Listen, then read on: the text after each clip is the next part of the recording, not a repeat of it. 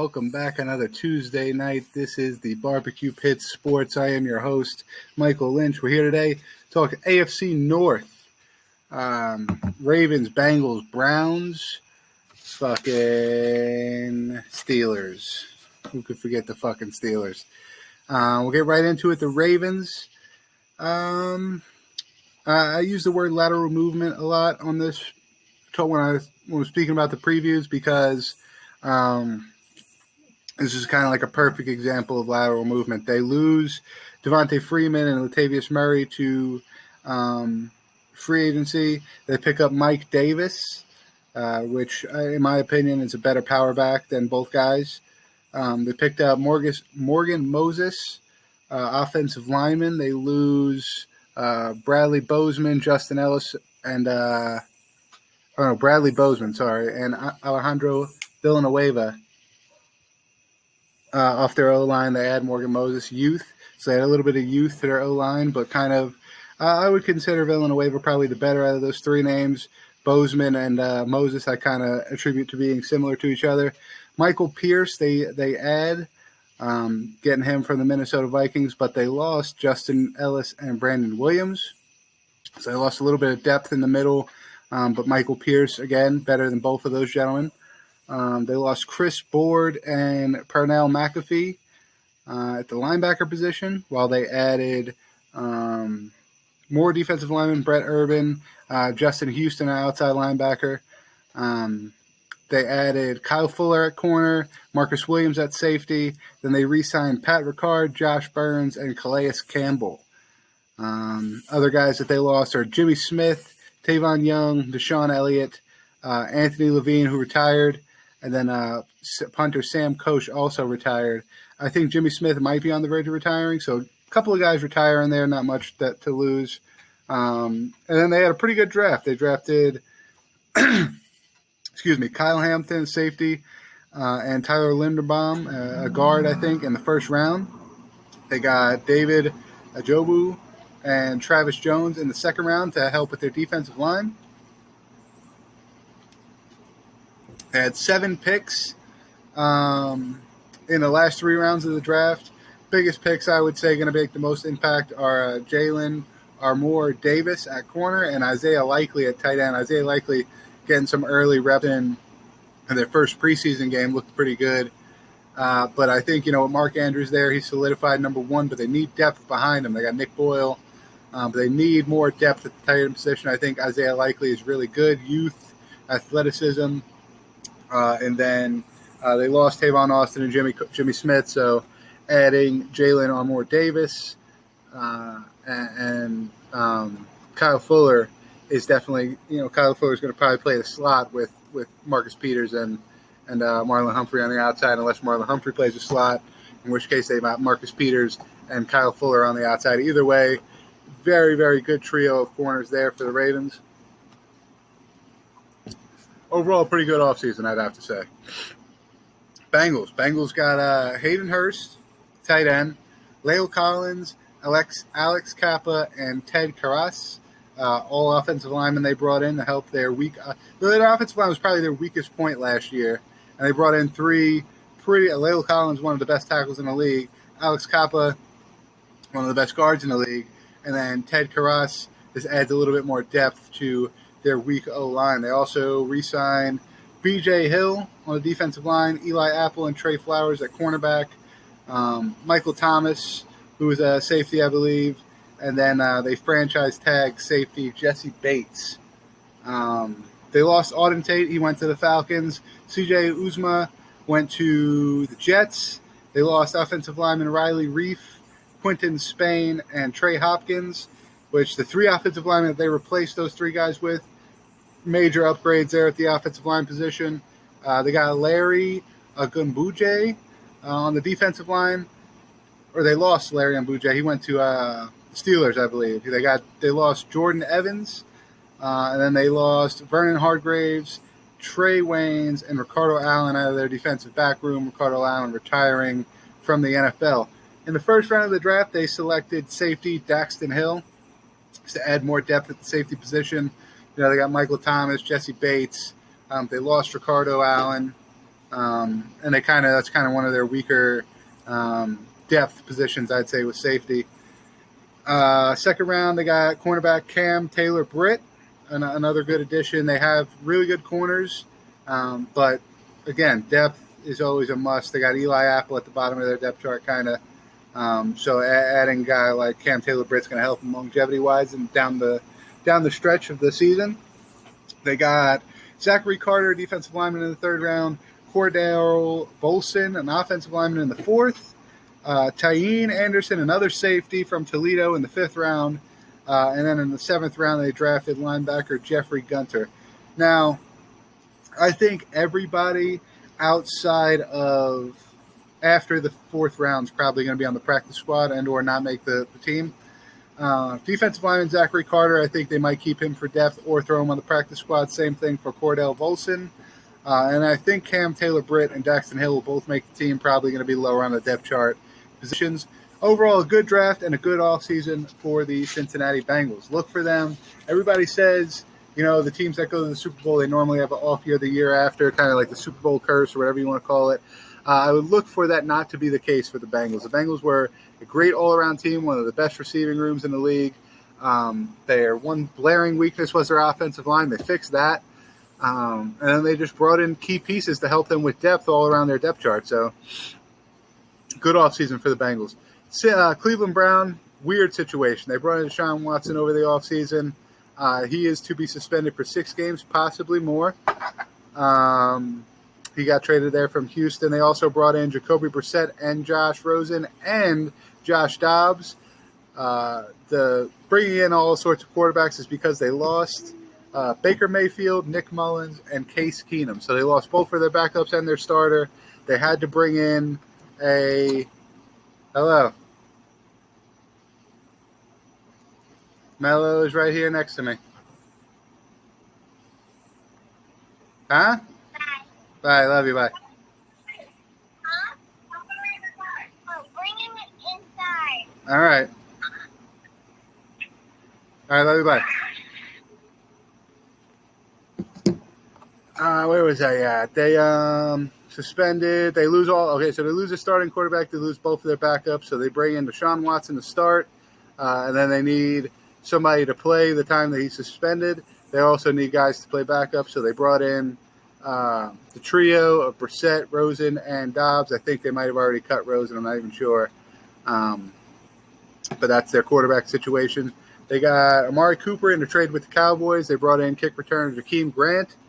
Offensive line, they got a little bit more depth at Ethan Posick. They didn't need it. They had one of the best offensive lines in the league. They got Chase Winovich in a trade with the New England Patriots. And they also got Taven Bryan to help with their defensive line as well. They re-signed David Njoku, Chris Hubbard on the offensive line, Jadeveon Clowney, Anthony Walker, Denzel Ward, and Ronnie Harrison. So a lot of their star defensive players staying. They lost, like I said, Case Keenum, Baker Mayfield, Nick Mullins. They also lost Rashard Higgins. Jarvis Landry, Austin Hooper, J.C. Treader, Takartis McKinney, Malik Jackson, Malcolm Smith, Mac Wilson, Troy Hill, and M.J. Stewart. So the biggest thing I can see here is that they kind of lost a little bit of defensive backs and linebackers. And M.J. Stewart, Troy Hill, Mac Wilson, Malcolm Smith, and they added none. They didn't add any linebackers. They didn't add any defensive backs. But in the draft, they had 9 picks total. They used their 4th-round pick on a kicker, Cade York out of LSU. They drafted Marin Emerson, cornerback out of Mississippi State, with their first pick of the draft. That was in the 2nd round. They also added a wide receiver in the 3rd and the 6th round, David Bell out of Purdue, and then Mike Woods out of Oklahoma, which is key for them because outside of Amari Cooper, they really don't have much at the wide receiver position at all. So adding these 2 rookies will definitely be good for them longevity down the road. Other than that, I can't really see them using much. They had a really good defense. They drafted some defensive guys. I'd like to see them make another splash, in the free agency. Will Fuller, bringing back Odell, something like that in their receiver core just to kind of solidify their team. But other than that, the Cleveland Browns appear to be Super Bowl winning team. Yeah, they got the quarterback issue, and the quarterback's not going to play till Week 7 at the earliest. So they're not going to win a lot of games before Week 7 because they could rely on Nick Chubb and Kareem Hunt all they want. Hello. He's outside. I'm in the middle of recording, baby.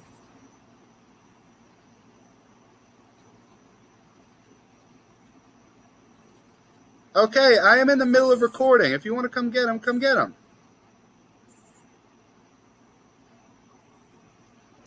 Jesus Christ. I think the Browns, they're good, but like I said, they're going to have a tough schedule in their first 6 games. Deshaun Watson could be suspended for longer than 6 games. Not looking good for the Browns, but as far as a whole, as their team as a whole, probably looking pretty good. Let's get you here. They're going to come get you. Come on.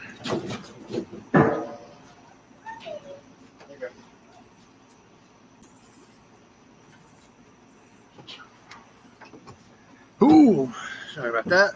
On to the Steelers. The Steelers, they got a upgrade at their quarterback position. Ben Roethlisberger retired. Josh Dobbs left the team. They bring in Mitch Trubisky. They bring in Miles Boykin to help their receiver room a little bit. James Daniel and Mason Cole on the offensive line.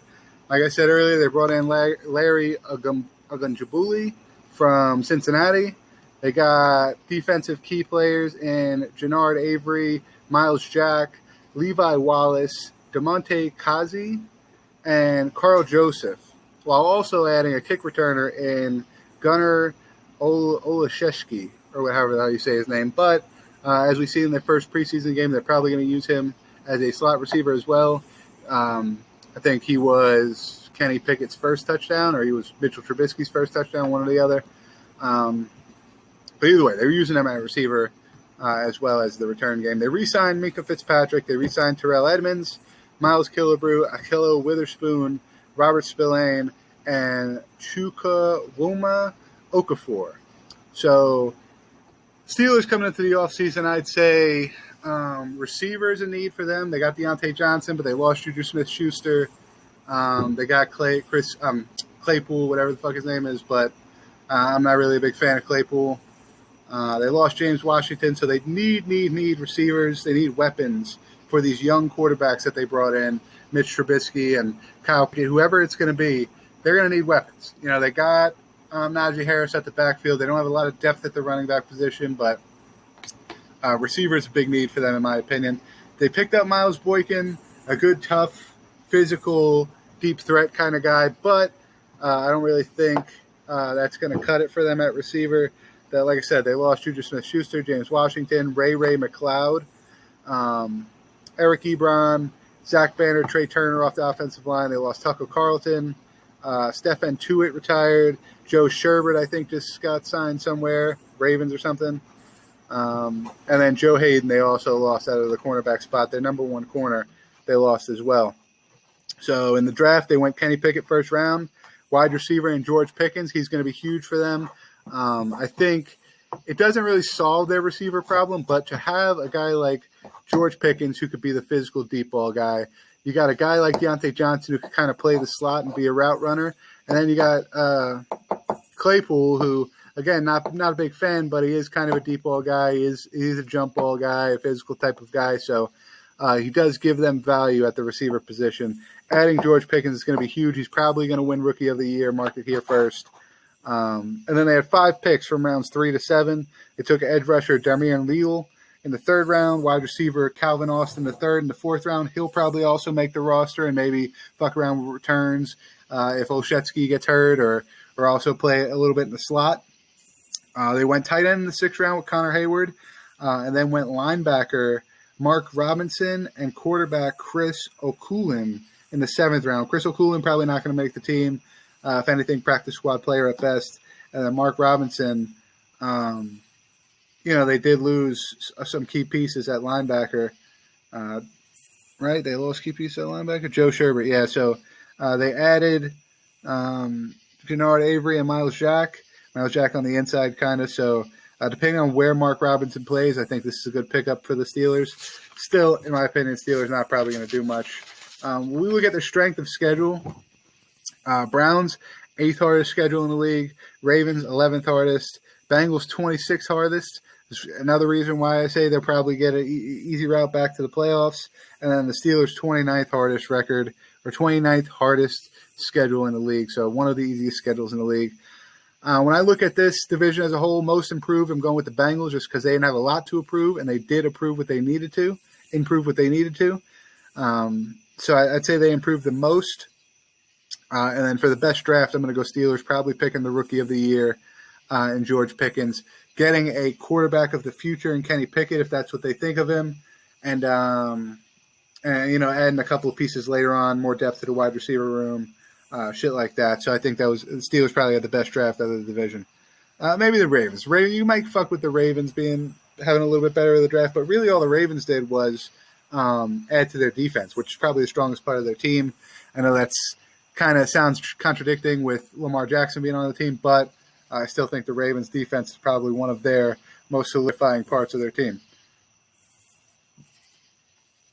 We're going to look at the predictions. I got the Bengals sweeping their division. They lose one to the Ravens on the road, but they sweep the Steelers. They sweep the Cleveland Browns because they play the Cleveland. I think they only play them once after Deshaun supposedly is coming back. And then, we looked at the preseason game. Yeah, it's just preseason, but he went like 1-7 for like 10 yards. So everybody, and I went off of the fact that maybe Deshaun Watson is going to be good when I did the Browns schedule. But if he's trash, these Browns are probably going to be one of the worst teams in the league. But if he's good, I could see him turning the season around for them. I actually got them starting 1-5 to start the season, and then ending the season after he comes back 6-5. So, spoiler alert, I got him going 7-10. But that's just, and 6-5 is not great. Like, it's not like you would say, like, oh, Deshaun Watson's one of the best quarterbacks in the league because as soon as he entered the league, he went 6-5. Yeah, you go 6-5, keep that same pattern up for the rest of the season. You're probably looking at like 9-8 or something like that. So it's, like 10-6 or 10-7 or some shit. So it's not much better if he was to play the whole season if they kept that same pattern. I got the Steelers beating Cleveland in Week 3 before Watson comes back, but then getting swept in the division outside of that one game. Got the Ravens sweeping the Steelers with splitting games with the Bengals and the Browns. So that leaves me with the Bengals coming in first, 13-4. Ravens coming in second, 11-6. Browns third, 7-10, of course, with the turnaround with Deshaun Watson. And then the Steelers, I think they're going to struggle, man. I think George Pickens going to be great. Najee Harris going to be great. Their defense is going to be great, but I think quarterback is up in the air. I think their wide receiver depth is not great. I think if Najee Harris goes down with an injury, their running game is fucking toast. And then I think they don't got the greatest offensive line. I think it's all right, but it's not the best. It's not good for that division. With the three other teams in the division have great defenses. So it's not great for the division. But that's it for the AFC North. Tune in a second. We're going to go NFC North. Until then, stay barbecued. You guys know what the fuck it is.